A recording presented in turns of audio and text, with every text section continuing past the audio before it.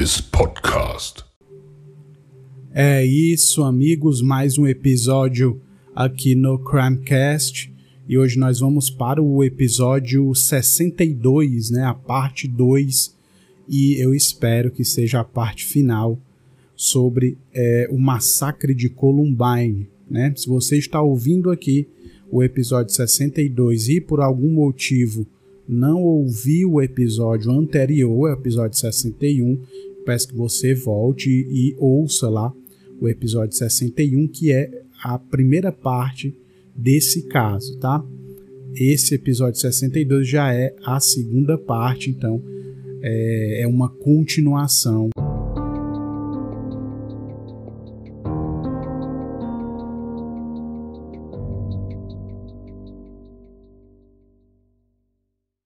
Então é isso, amigos, a gente vai continuar aqui, né, nesse episódio baseado no livro do jornalista Dave Cullen, livro chamado Columbine, e no episódio, na primeira parte desse episódio eu deixei lá os links que mostram para vocês opções lá de preços, o valor atual do livro para quem se interessar e quiser adquirir aí o livro Columbine e ler ele completo, né? Eu estou passando aqui partes para vocês aqui, as partes principais, digamos assim, né? E a gente vai continuar agora com a segunda parte ali, um dia antes do massacre.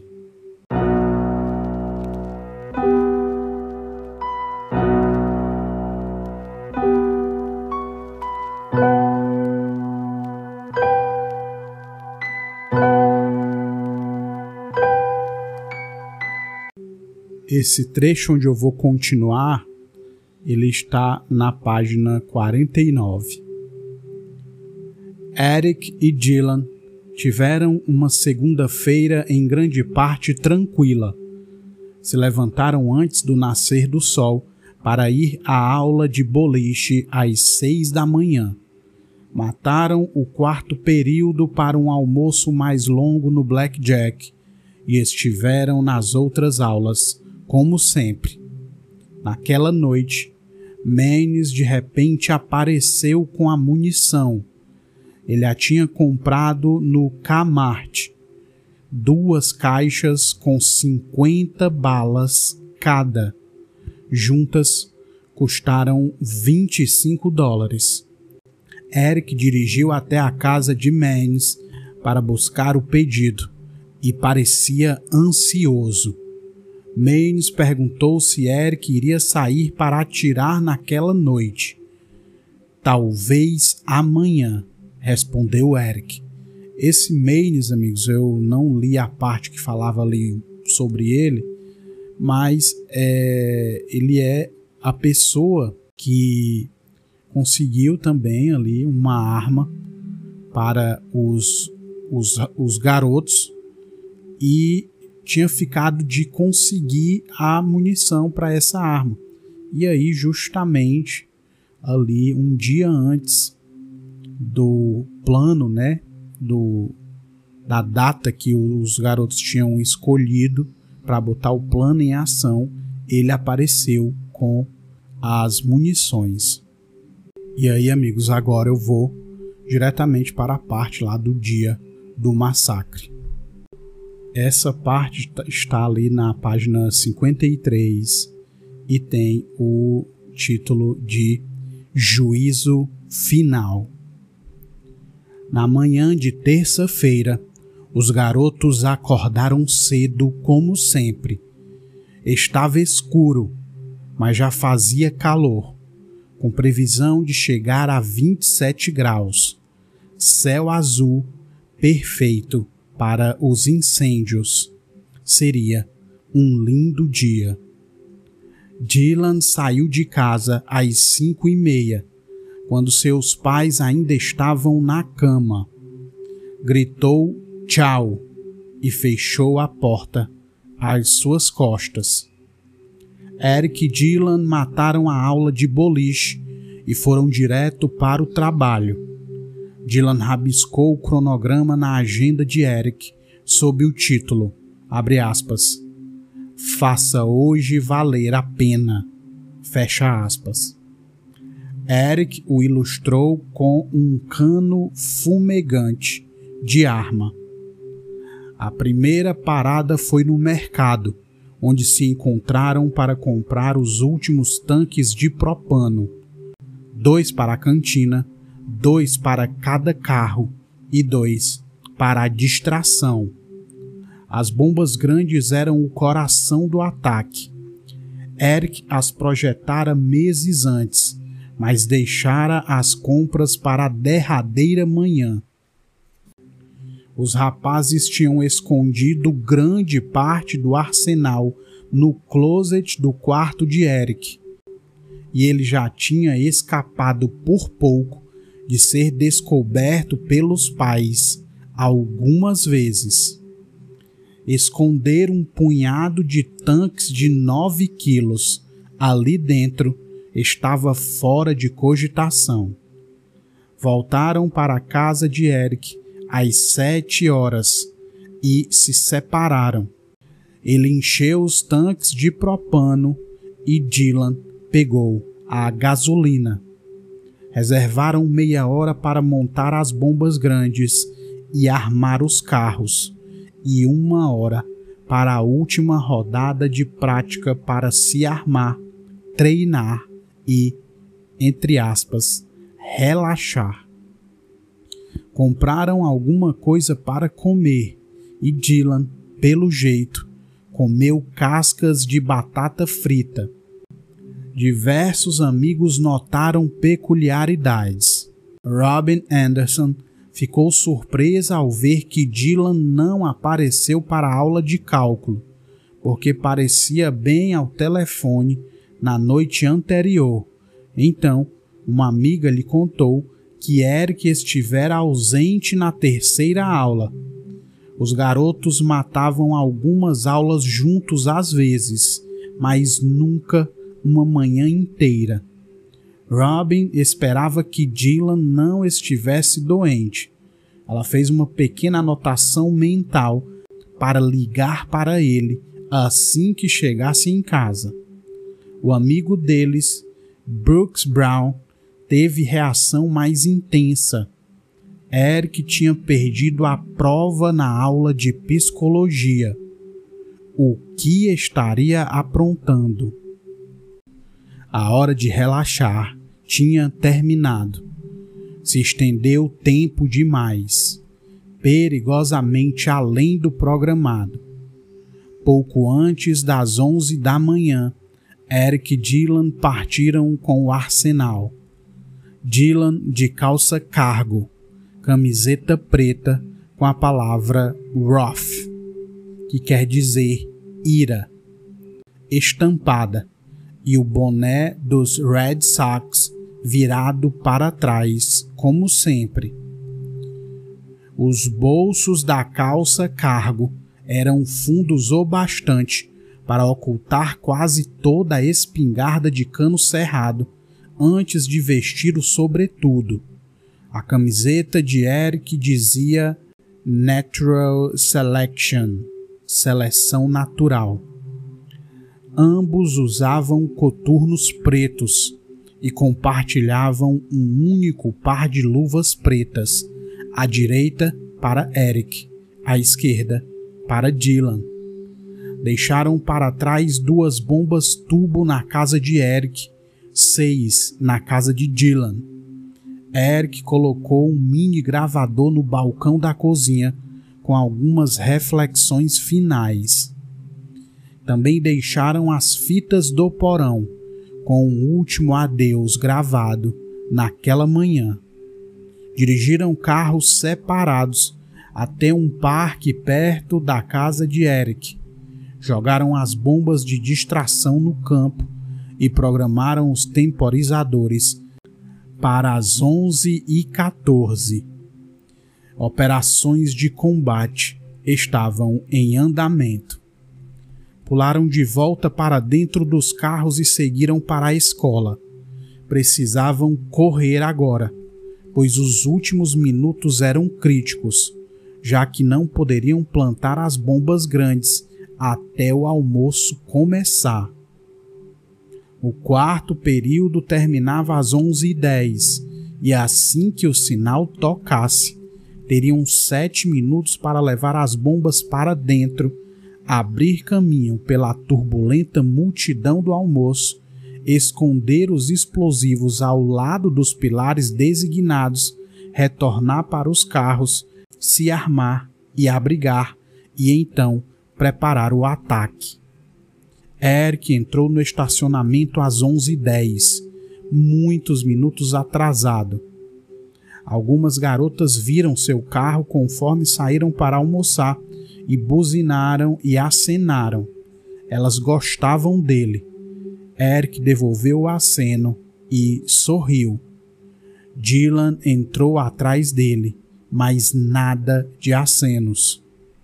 Dylan dirigiu até sua vaga no estacionamento dos veteranos e estacionou o BMW bem diante da cantina. Quando o ataque começasse, isso lhe proporcionaria uma extensão desimpedida do lado sudoeste do prédio. O arco longo e amplo das janelas esverdeadas que cercavam a área comunal no primeiro andar e a biblioteca acima. Eric seguiu até o pequeno estacionamento dos segundanistas, cerca de 90 metros à direita de Dylan. Eric tinha escolhido o local e voltado diretamente para a entrada dos alunos, por onde o grosso dos sobreviventes presumivelmente iria fugir. Também poderia cobrir todo o lado sudeste do prédio e entrelaçar sua linha de fogo com a de Dylan à esquerda. Brooks Brown saiu para fumar e viu Eric parar o carro no estacionamento errado. Brooks andou na direção dele para confrontá-lo sobre a prova, mas Eric já tinha saído do carro e arrastava uma grande bolsa de viagem pesada. "O que aconteceu?" gritou Brooks de longe. "A gente teve prova de psicologia."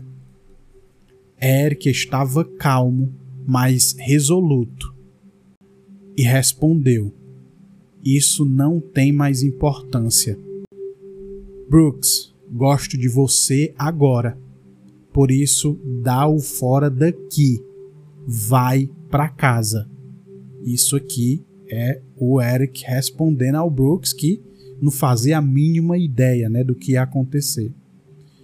Brooks achou aquilo estranho, mas balançou a cabeça e continuou andando para longe da escola. Nate Dykeman, amigo de Eric, também o viu chegar e achou as circunstâncias estranhas. Eric entrou com a bolsa de viagem. Por volta das 11h12, haviam programados para estar de volta aos carros, armando-se.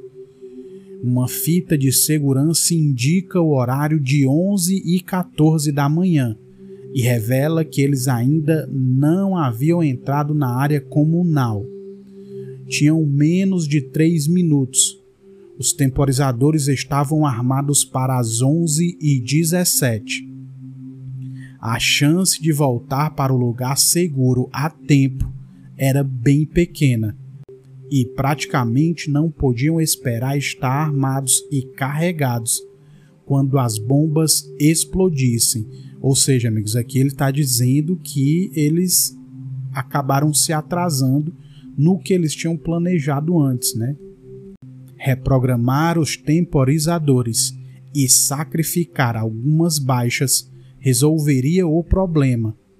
Isso teria exigido coordenação, visto que estacionaram em lados opostos do estacionamento e seria arriscado expor as bombas dentro da cantina.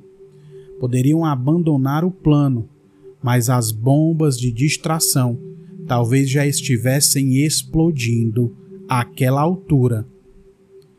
Pouco depois das 11h14, os dois entraram na área comunal, se moveram de maneira bastante discreta e passaram despercebidos.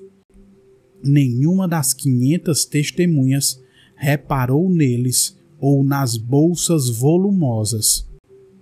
Uma das bolsas viria a ser encontrada a centímetros de 2 mesas, cobertas de comida. Conseguiram sair e se armar depressa, exatamente como nos treinos, exceto que dessa vez cada um estava sozinho, próximos o bastante para sinalizar com gestos, longe demais para ouvir um ao outro. Fixaram seu arsenal junto ao corpo e o cobriram com os sobretudos. O tempo estava apertado e improvisaram, com as espingardas nas sacolas de lona.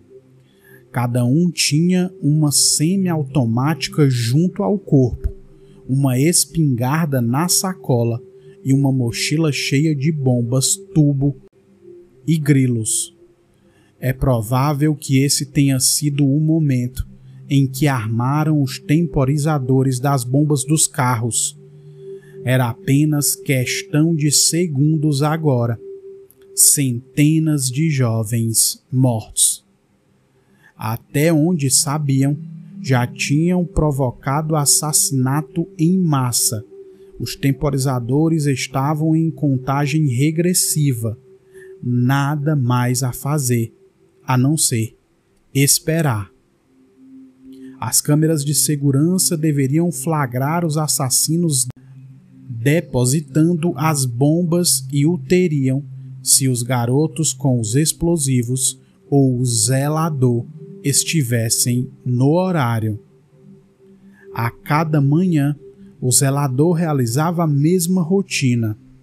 Alguns minutos antes do almoço, retirava a fita de antes do almoço e a separava para a inspeção mais tarde.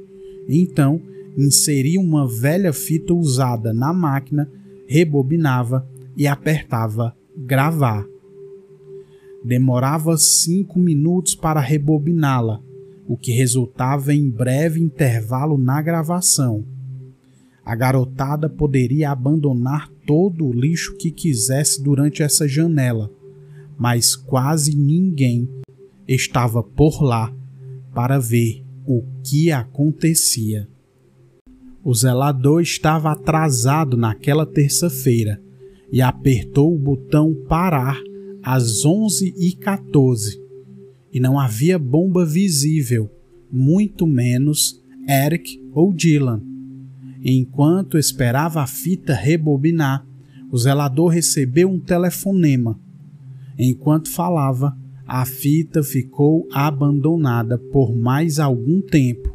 Então, inseriu a nova e apertou gravar às 11h20, o que criou um intervalo de 8 minutos. O primeiro quadro mostra as bombas visíveis e os alunos perto das janelas reagindo. Algo estranho no lado de fora chamou a atenção. E aí, amigos, ele vai explicar aqui como funcionava ali o colégio, né? Como que tudo funcionava ali dentro. Columbine seguia um cronograma de sinais, e a maioria dos frequentadores também seguia uma rotina rígida. Muitos deles a tinham quebrado na manhã de terça-feira. Patrick Ireland, o segundanista cheio de receio de convidar Laura para o baile, gostava de variar. Alguns dias passava o almoço na biblioteca, outros na cantina. Como tinha ficado acordado até tarde conversando com Laura no telefone de novo e ainda precisava terminar a tarefa da aula de estatística, seguiu para a biblioteca com 4 amigos, enquanto Eric e Dylan posicionavam as bolsas de viagem. Patrick se sentou na mesa bem acima de uma das bombas. Cassie Burnell, a segundanista evangélica transferida para Columbine, a fim de iluminar os descrentes, levou uma cadeira para perto da janela. Era incomum encontrá-la na biblioteca àquela hora. Ela também estava atrasada com as lições de casa e tentava terminar a tarefa de inglês sobre Macbeth, mas estava feliz por ter terminado a apresentação que faria para seu grupo de jovens naquela noite. O Sr. D estranhamente se ausentara da cantina. A secretária tinha agendado uma entrevista, o que atrasou as rondas. Ele sentou-se em seu escritório na outra ponta do corredor principal, esperando a chegada de um jovem professor. O Sr. D estava prestes a lhe oferecer uma vaga de permanente. O Sr. D, amigos, eu também acredito que não falei dele aqui, mas ele era um dos diretores ali do colégio, né? O policial Neil Gardner, guarda da ronda escolar, trabalhava para o departamento de polícia, mas foi designado para trabalhar em tempo integral na escola. Costumava comer com a garotada e o almoço era uma ótima chance para se aproximar deles, elemento-chave de sua função. Ele usava o mesmo uniforme de segurança com a camisa amarelo vivo todos os dias. Era fácil localizá-lo. Na terça-feira, Gardner quebrou a rotina, porque não gostava de molho teriyaki. Então, foi buscar um sanduíche no Subway com seu chefe do campus, guarda de segurança civil desarmado. Era um lindo dia, muitos jovens no lado de fora e decidiram dar uma olhada nos fumantes. Comeram os sanduíches na viatura de Gardner, no estacionamento do corpo docente ao lado do fumódromo, no outro lado da escola. Então ele está mostrando aqui, amigos, ele está falando sobre várias pessoas que estavam no colégio ali todos os dias e por algum motivo, né, por uma coincidência, eles, naquele dia exatamente do massacre, eles fizeram algumas coisas diferentes do que eles estavam acostumados a fazer, né? Ele está pontuando aqui algumas dessas pessoas. Robin Anderson estava sentada no carro ali perto. Saíra do estacionamento dos veteranos por volta da mesma hora em que Eric e Dylan carregavam as bolsas para dentro, mas não os tinha encontrado. Dera a volta até o outro lado do prédio para pegar duas amigas e ficou apreensiva. A hora do almoço estava acabando. 5 minutos se passaram, talvez 10. Por fim, as garotas apareceram. Robin reclamou e então foram embora. No outro lado da escola, tiros já eram disparados. Um calouro chamado Danny foi até a área comunal para encontrar dois amigos. Depois de alguns minutos, decidiram sair para fumar. Se as bombas tivessem funcionado, essa escolha talvez o salvasse, pois teria saído bem a tempo. Mas seguiram por uma saída lateral no pior momento, diretamente ao lado do estacionamento dos veteranos. Os agressores passaram 1 minuto ou 2 ao lado dos carros. Sabiam que a bomba de distração já deveria ter explodido 5 quilômetros ao sul. Na verdade, o dispositivo havia falhado. Um inspetor que trabalhava na área a mudara de lugar e, em seguida, as bombas tubo e uma das latas de aerosol tinham detonado, produzindo um estrondo e um incêndio no gramado, mas os tanques de propano, a principal força explosiva, repousavam intactos no campo em chamas. A distração, a única bomba grande de Eric a pegar fogo, foi uma de suas ideias mais idiotas. Os policiais a descobriram assim que o tiroteio começou, 4 minutos antes da primeira chamada da escola. O principal efeito era alertar as autoridades de que havia algo errado na área. Não houve grande distração. Eric e Dylan tiveram de prosseguir com base na autoconfiança. Até onde Eric e Dylan sabiam, os policiais já estavam a caminho. Assistiriam a área comunal se desintegrar. Cada carro estava posicionado para que tivessem a vista perfeita.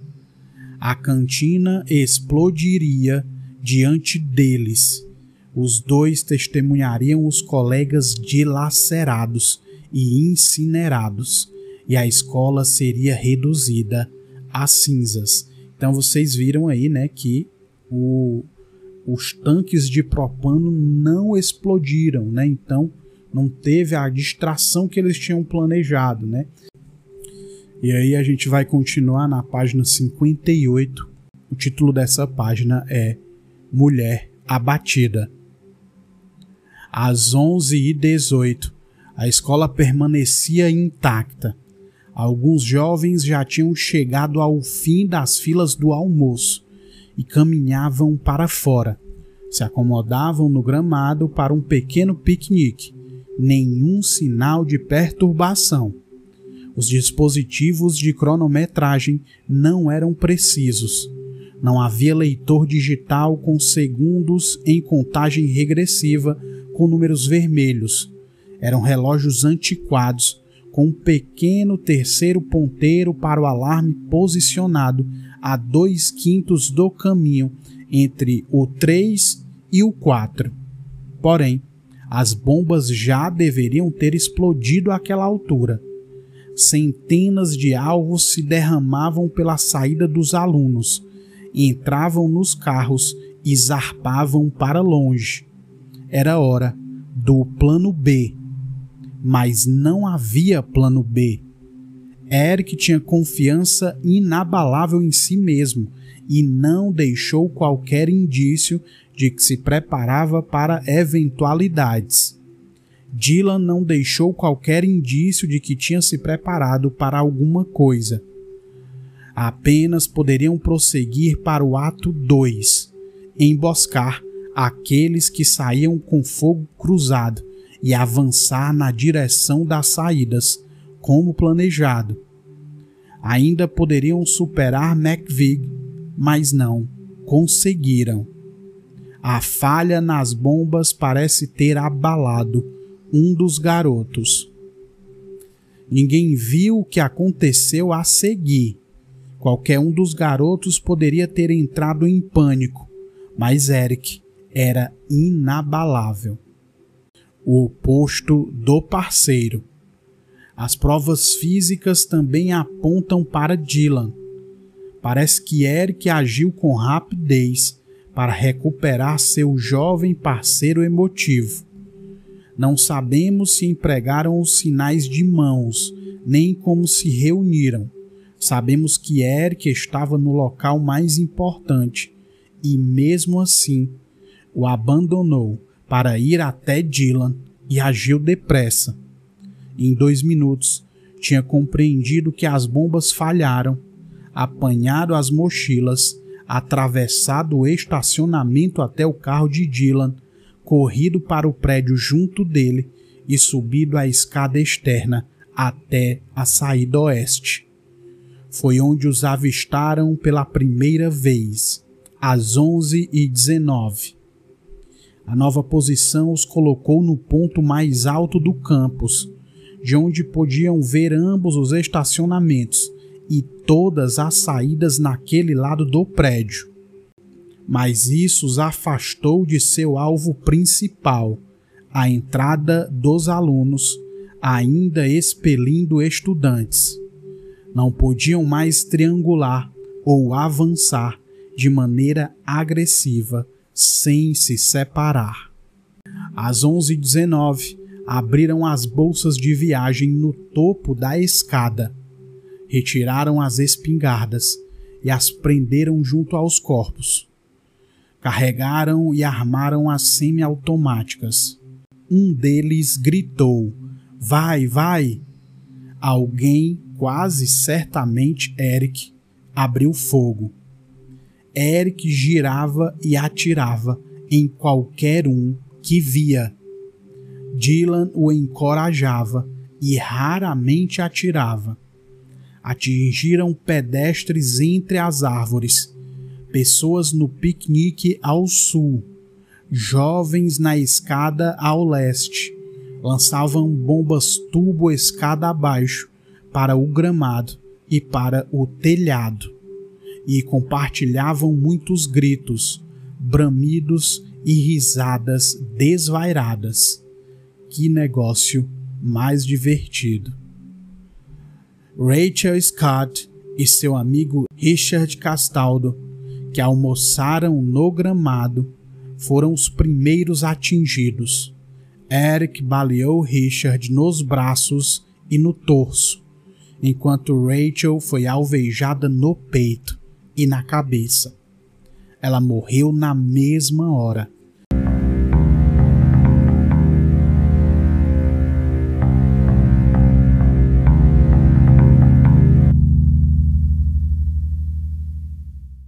Richard se fingiu de morto. Eric acreditou. Danny e seus amigos fumantes, Lance Kirkland e Sean Graves, seguiam pelo caminho de terra na direção das escadas e viram os atiradores dispararem, mas presumiram que fosse um jogo de paintball ou pegadinha dos veteranos. Parecia divertido e correram na direção dos atiradores para se aproximar da ação. Olha isso, cara.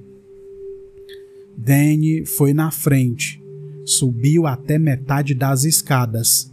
Eric o viu, girou o corpo e disparou a carabina.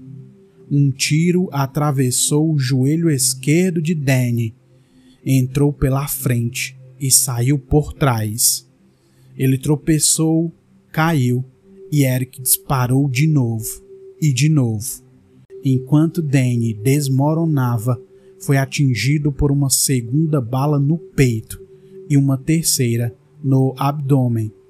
O projétil superior também o atravessou e provocou trauma grave no coração, que parou de bombear de imediato.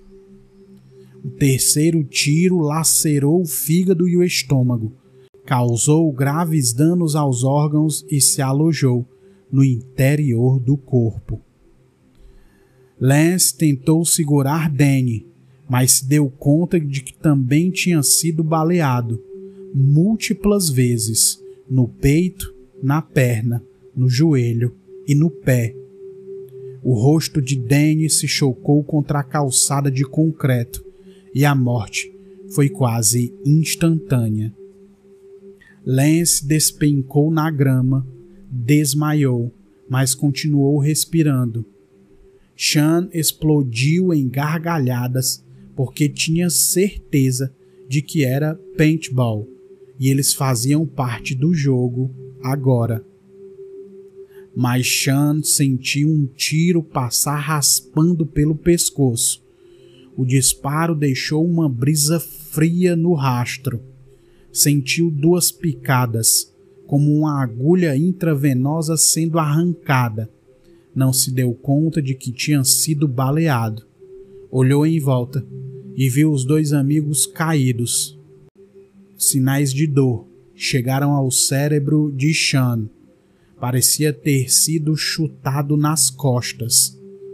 Correu de volta para a porta por onde tinham saído e quase conseguiu, mas a dor o sobrepujou.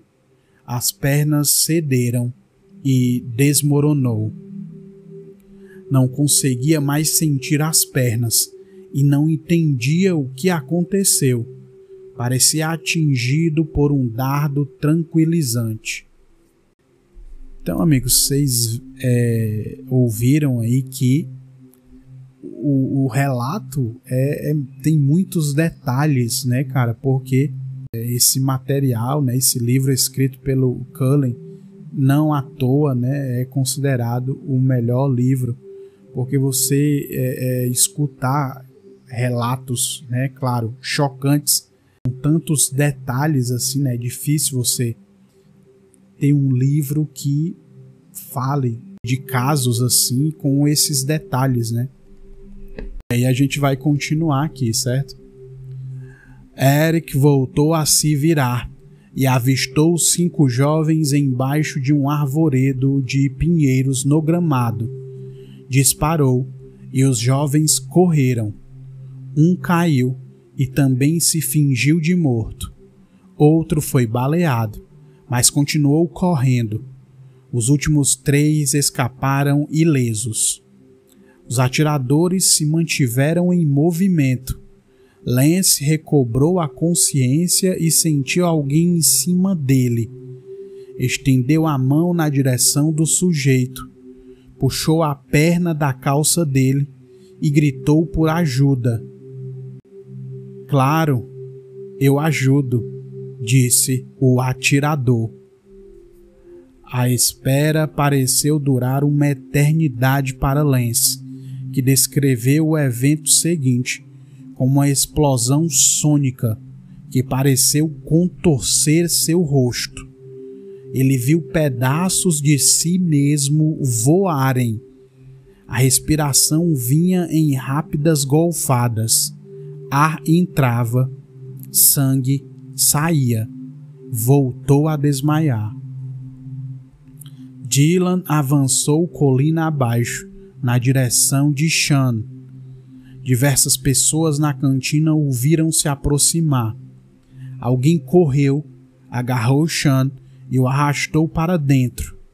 Uma mulher o impediu e disse que era perigoso mover uma pessoa com ferimentos graves. Sean acabou escorado na entrada, com a porta pressionada contra ele. Alguém tentou passar por cima dele enquanto saía. Plantou um pé nas suas costas e disse: "Ah, cara, desculpa." Um zelador foi até lá e confortou Sean. Segurou sua mão, disse que ficaria com ele, mas primeiro tinha de ajudar aqueles outros jovens a escapar. Aconselhou Sean a se fingir de morto, e foi o que ele fez. Dylan voltou à ação, ou pelo menos fingiu. Passou por cima do corpo contorcido de Sean e entrou. Uma debandada acontecia ali dentro. A multidão antes reunida para o almoço estava em pânico. A maioria se escondeu embaixo de mesas. Alguns correram para as escadas. O treinador Sanders ouviu a comoção da sala dos professores e correu na direção do perigo. "Acho que nem chegou a pensar nisso", disse sua filha Angela mais tarde. Seu instinto foi salvar seus alunos. Dave irrompeu na área comunal e tentou assumir o controle, e 2 zeladores o seguiram para ajudar. Sanders orientou os alunos a se abaixar e repensou isso com bastante rapidez e gritou: "Corram!" Sanders olhou ao redor. Havia saídas em 3 direções, mas não pareciam ser uma escolha segura. Havia uma outra opção plausível: atravessar a área comunal e subir a ampla escada de concreto para o 2º andar. Não havia como saber o que tinha lá em cima, mas qualquer coisa era melhor do que aquilo. Sanders tomou a dianteira, correu desprotegido pelo espaço aberto, agitou os braços para chamar a atenção dos alunos e gritou para que o seguissem. As mesas ofereciam pouca proteção, mas se sentiam muito mais seguros, porque era assustador no espaço aberto. Entretanto, os jovens confiavam no treinador Sanders. Uma onda de estudantes se avolumou atrás de Sanders. Grande parte das 488 pessoas na área comunal o seguiu na direção das escadas. Ele disparou para o topo e se virou para direcionar o tráfego. Para a esquerda, mandou todos descerem o corredor na direção da saída leste, para longe do estacionamento dos veteranos. O tempo todo ele só estava salvando as pessoas, contou um aluno. Me segurou e me empurrou para dentro de uma sala. Fecha aspas. Alguns estudantes pararam para alertar os outros. Alguns apenas correram. Alguém entrou correndo na sala de música e gritou, abre aspas, tem alguém armado, fecha aspas. Metade dos jovens se abrigou, a outra metade fugiu. A algumas portas de distância, na sala de Ciências 3, alguns alunos estavam concentrados em uma prova de química e ouviram alguma coisa parecida com pedras jogadas nas janelas, mas o professor supôs que fosse brincadeira de alguém. Fiquem sentados e se concentrem na prova, ele diz. Dave Sanders ficou para trás até que todos os alunos passassem. A parte final da multidão avançava para as escadas no instante em que Dylan entrou na cantina. Havia 24 degraus e cerca de 100 jovens foram pegos na escada, correndo à procura de abrigo no segundo andar. Ficaram presos uns contra os outros e os corrimãos de aço. Não havia onde se abrigar. Estavam dispostos em diferentes alturas. Agachar não era opção. Qualquer um que tentasse parar seria pisoteado. A cantina tinha cerca de 30 metros de largura. Dylan tinha área de tiro desobstruída. Uma ou duas bombas tubo ou uma rajada da Tec-9 teria impedido todo o avanço. Dylan avançou alguns passos e ergueu a arma para a posição de disparo. Aquela era a segunda vez que se separava de Eric desde que armaram os temporizadores. Pela segunda vez, Dylan pareceu perder a coragem. Agitou o rifle descrevendo um arco ao redor da área e observou os alunos desaparecerem escada acima. Não disparou. Utilizara a arma apenas algumas vezes. Dylan olhou em volta, então se virou e voltou a passar por cima de Sean na soleira da porta. A pesada porta imprensou Sean com força. Dylan voltou a se juntar a Eric no topo das escadas. Então vocês ouviram aí, amigos, que era um colégio, uma área muito extensa, muito grande, e que muitos alunos nem perceberam, né? Estavam tendo aulas normalmente quando começaram a ouvir barulhos, né?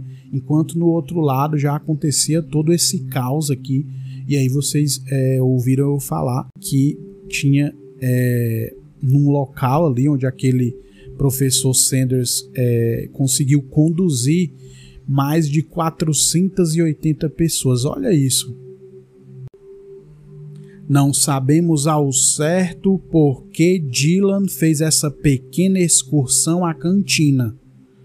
Muitos especularam que desceu para ver o que dera errado com as bombas, mas não chegou a se aproximar delas. Não fez nenhuma tentativa de detoná-las. É mais provável que Eric o tenha enviado para procurar vítimas e aumentar o número de baixas.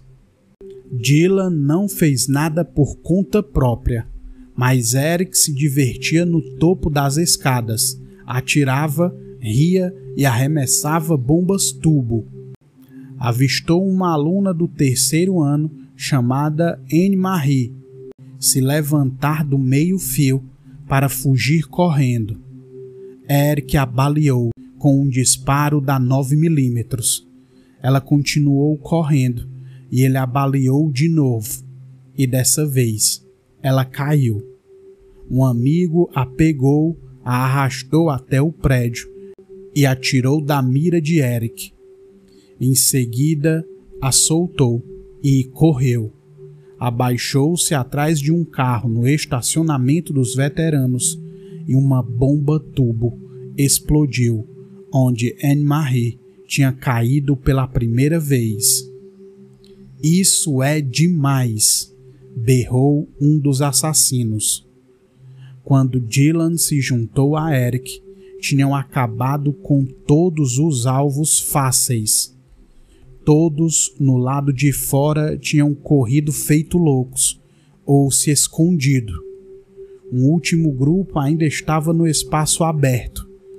Esses estudantes fugiram atravessando o estacionamento dos veteranos, pulado por cima da cerca de arame e corrido pelo campo de futebol, perto do sopé da Rebel Hill.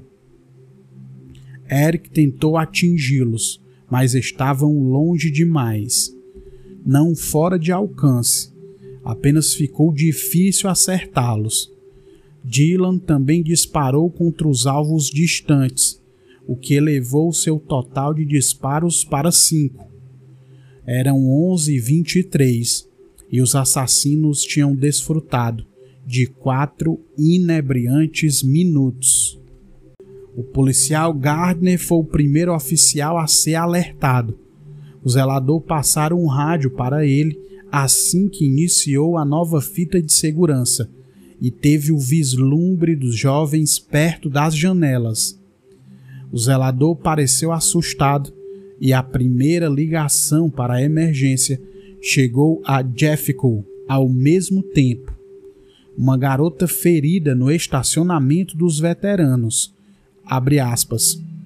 "Acho que está paralisada", fecha aspas, disse a pessoa que ligou. A central acessou a frequência da polícia às 11h23, no instante em que Gardner dava a volta pelo prédio até a área comunal e Dylan se reunia a Eric no topo das escadas. Abre aspas. "Mulher abatida", informou a central. Gardner viu fumaça subir e jovens correrem. Ouviu disparos, explosões e uma enxurrada de mensagens da central no rádio e não conseguiu distinguir ao certo de onde a comoção vinha. 4 minutos de puro caos e grande parte do corpo discente alheio ao que acontecia. Centenas corriam para salvar a vida, mas tantos outros estavam sentados tranquilamente nas salas. Ó, isso aqui que eu tinha falado, né? Era um local tão grande, né? Um colégio tão com uma área tão extensa que tinha gente no outro lado ainda dentro das salas de aula que não haviam percebido, né? Tudo o que estava acontecendo ali. Muitos ouviram a comoção. Poucos pressentiram algum perigo. A maioria ficou incomodada. O caos e a solidão andavam lado a lado, geralmente a apenas alguns metros de distância. Enquanto Dave Sanders conduzia os alunos até a escada da área comunal, Pat Nilsson, a professora de artes que trabalhava meio período, monitorava o corredor acima dele. Sanders arrebanhou a multidão do almoço escada acima, na direção de Nilsson, mas então desceu por um corredor paralelo. Quase 500 jovens dispararam pela extensão do prédio. Nilson não chegou a vê-los nem ouvi-los, mas ouviu a balbúrdia no lado de fora. Alguns jovens correram até lá para dizer que ouviram tiros e Nilson ficou irritada. Era alguma brincadeira, obviamente, ou filmagem, e aquilo já tinha durado tempo demais. Olhou pelo corredor na direção da saída oeste e, através das grandes vidraças das portas, conseguiu ver um garoto de costas para ela, armado, que atirava contra o estacionamento dos veteranos. Supôs que fosse um acessório cênico, barulhento e completamente inapropriado. Nilson disparou pelo corredor para mandar que parasse com aquilo. Um aluno do 3º ano chamado Brian foi junto dela para assistir. Se aproximaram da saída no instante em que os atiradores ficaram sem alvos. Havia 2 conjuntos de portas ali, separados por uma câmara hermética. Nilson e Brian passaram pelo primeiro conjunto e esticaram as mãos para as maçanetas do segundo, quando Eric os avistou. Ele se virou, levou o rifle ao ombro, mirou em Nilson, sorriu e então disparou. O vidro estilhaçou, mas a bala errou o alvo. Nilson ainda achava que era arma de chumbinho e então viu o tamanho do buraco. Deus do céu! Gritou. Deus do céu! Ela se virou para correr e Eric atirou de novo. Outro erro, mas estilhaços de vidro e metal e possivelmente uma bala que passou de raspão rasgaram a parte de trás de seu ombro, o que ardeu. Brian também tinha se virado e Nilson o ouviu gemer. Viu o garoto ser lançado para a frente. Suas costas se arquearam, os braços se agitaram e caiu com força no chão. Aquilo pareceu grave, mas ele se ergueu sobre as mãos e os joelhos para engatinhar de volta através das primeiras portas. Eram estilhaços como os dela. Ela também se abaixou e os 2 engatinharam pela curta distância de volta às primeiras portas. Abriram uma delas apenas parcialmente e se espremeram para passar. Assim que estavam com a porta às costas, se levantaram e correram. Nilson estava desesperada, em busca de um telefone, e a biblioteca parecia o destino mais óbvio. Ficava logo depois da curva, abrangendo grande parte do corredor sul, atrás de uma parede de vidro. Nilson viu dúzias de jovens circularem confusos lá dentro, plenamente visíveis para os atiradores, que imaginou estarem em seus calcanhares, e não chegou a olhar para trás, para conferir. Nilson entrou correndo na biblioteca para alertá-los.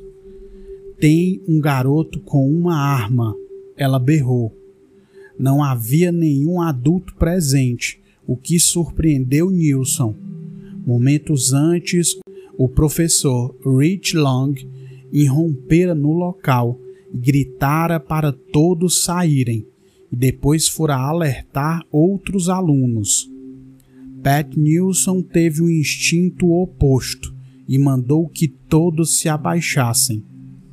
Em seguida, Nilson agarrou o telefone atrás do balcão e discou 911.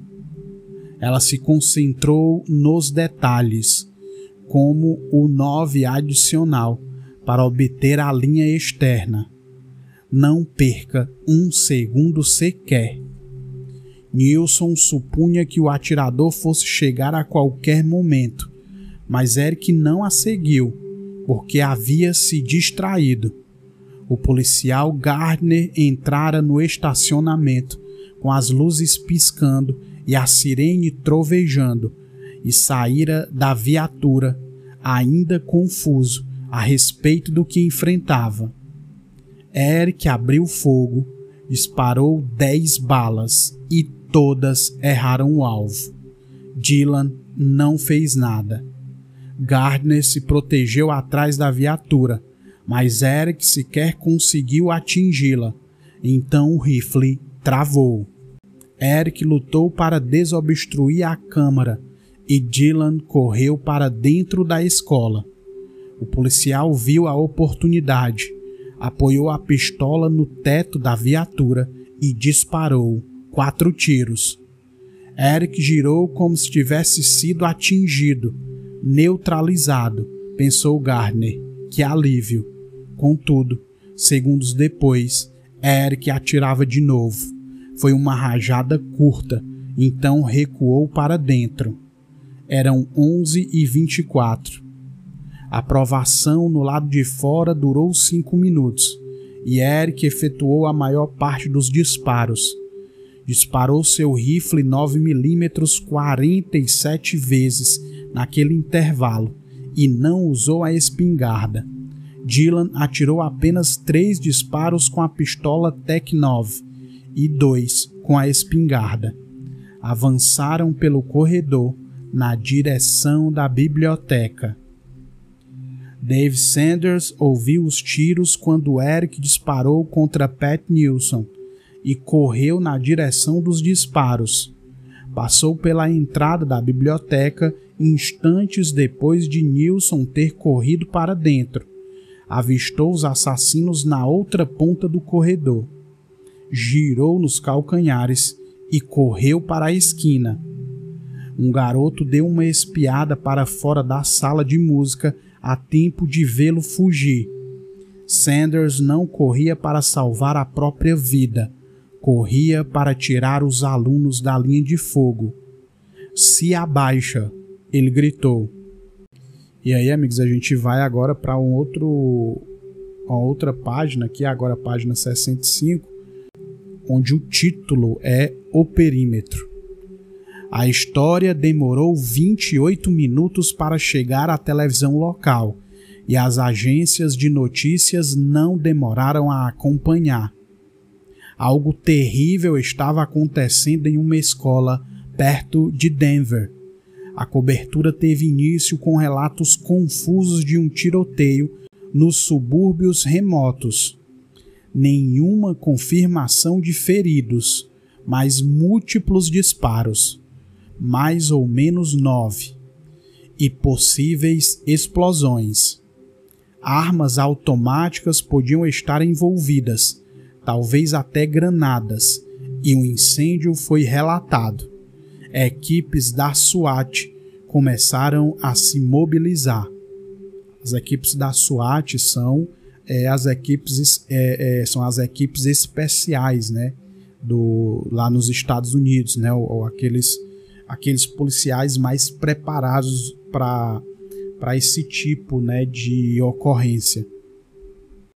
A CNN concentrava-se em Kosovo, porque a OTAN tinha ido à guerra contra o genocídio no local. Às 11h54, horário de Denver, a CNN cortou para Jeffco e permaneceu no ar, sem interrupções. Durante toda a tarde, as emissoras de televisão interromperam as novelas. Columbine logo ofuscou a guerra, mas ninguém parecia saber o que tinha acontecido realmente. Ou será que ainda estava acontecendo? Parecia que sim.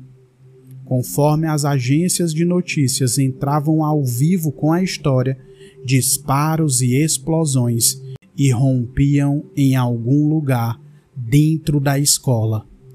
Do lado de fora, caos.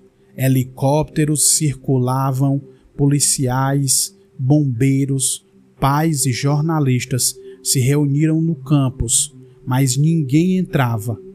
Novas ondas de tropas de apoio chegavam a cada minuto e apenas se amontoavam em volta do prédio. De tempos em tempos, estudantes saíam correndo da escola. Emissoras locais não paravam de vistoriar os hospitais da área. Ainda não há vítimas, relatou um jornalista, mas aguardam alguém ferido no tornozelo. Fecha aspas. Os operadores da emergência de Jeffco estavam sobrecarregados. Centenas de estudantes ainda estavam dentro do prédio e muitos tinham celulares e ligavam com relatos conflitantes. Milhares de pais de toda a área telefonavam para a mesma central e exigiam informações. Muitos alunos desistiram de ligar para a emergência e tentaram as emissoras de TV, e os âncoras locais os entrevistavam ao vivo, e as emissoras de TV a cabo usaram essas transmissões. Testemunhas confirmaram que havia feridos.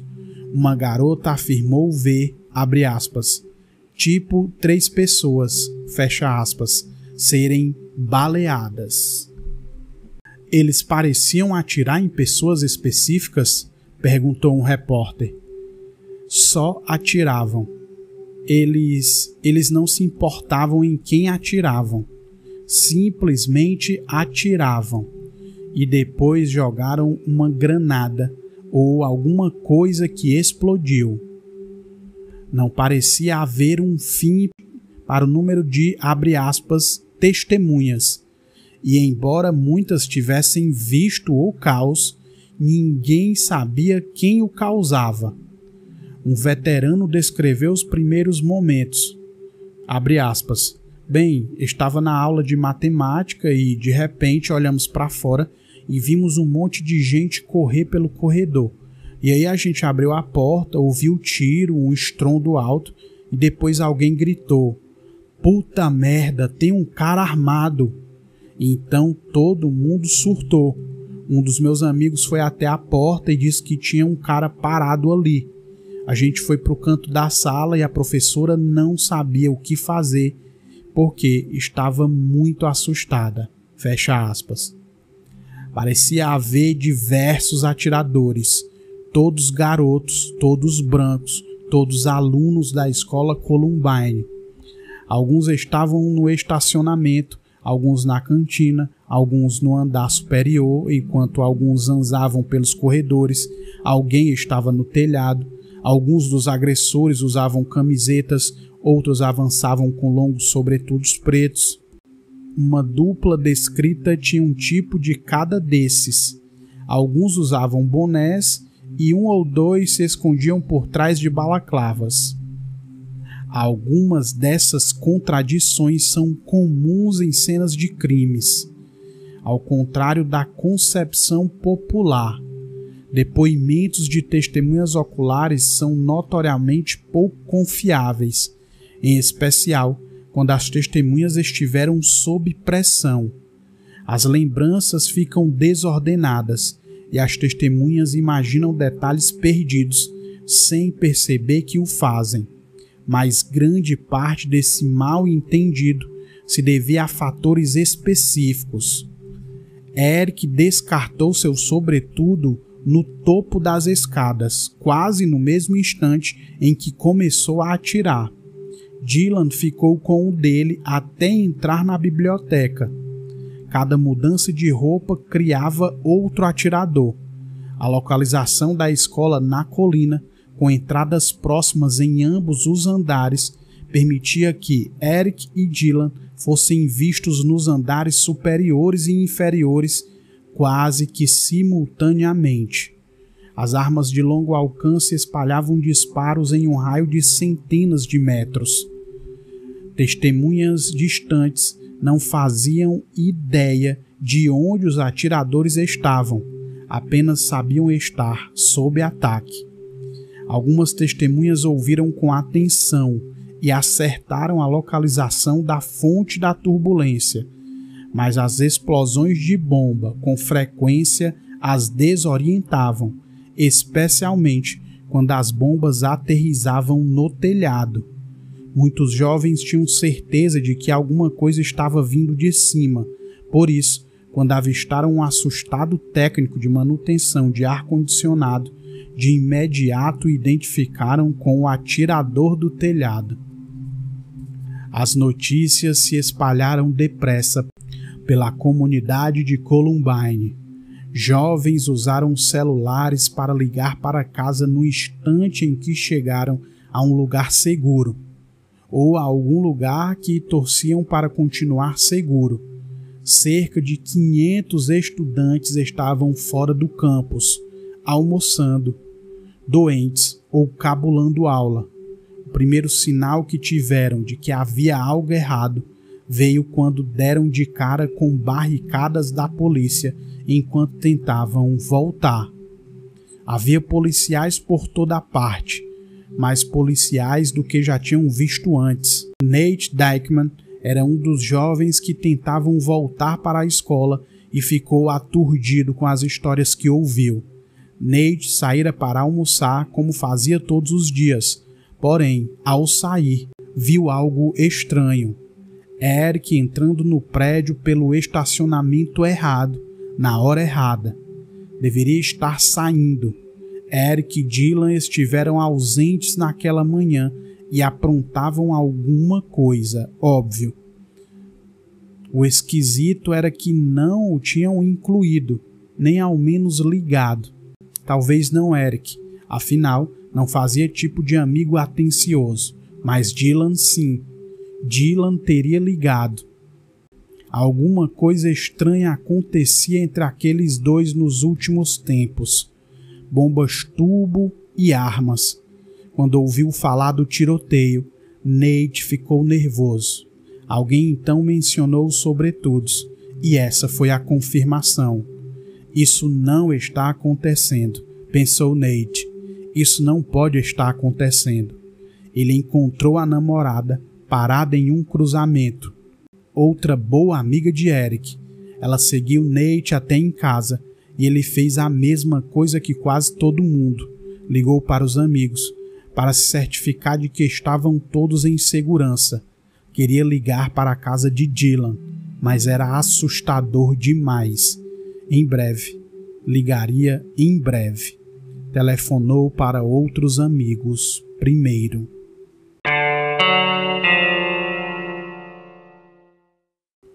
Então é isso, amigos. Daqui a alguns dias eu volto com mais um episódio aqui no Crimecast.